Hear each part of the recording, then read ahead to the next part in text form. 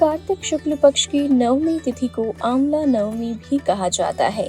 इस दिन भगवान विष्णु और आंवले के वृक्ष की पूजा की जाती है। शास्त्रों में कहा गया है कि आंवले के नीचे की गई पूजा 1000 यज्ञों के समान फल देती है। पौराणिक मान्यता है कि इस दिन भगवान विष्णु आंवले के वृक्ष में निवास करते हैं। जो भक्त श्रद्धा पूर्वक इस वृक्ष की पूजा करता है उसे आरोग्य, संतान, सौभाग्य और दीर्घायु का वरदान मिलता है। कहा जाता है कि इस दिन आंवले के वृक्ष के नीचे बैठकर भोजन करने से सारे रोग और पाप दूर होते हैं। इस बार आंवला नवमी की पूजा 31 अक्टूबर को की जाएगी। दरअसल नवमी तिथि की शुरुआत अक्टूबर 30 को 10:06 पर हुई है और इसका समापन 31 अक्टूबर को 10:03 पर होगा।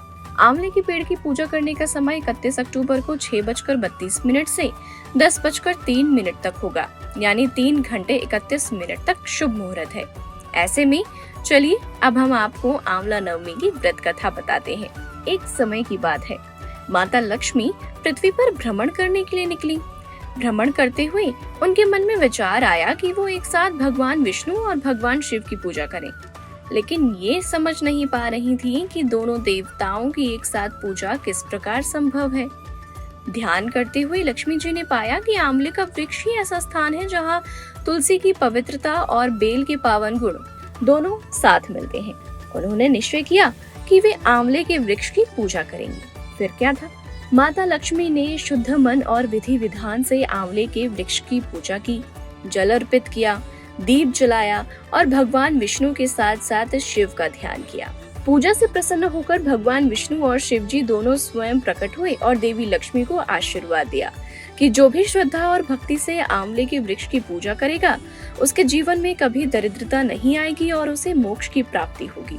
इसके बाद माता लक्ष्मी ने आंवले के वृक्ष के नीचे भोजन तैयार किया और उसी स्थान पर भगवान विष्णु और भगवान शिव को भोजन अर्पित किया।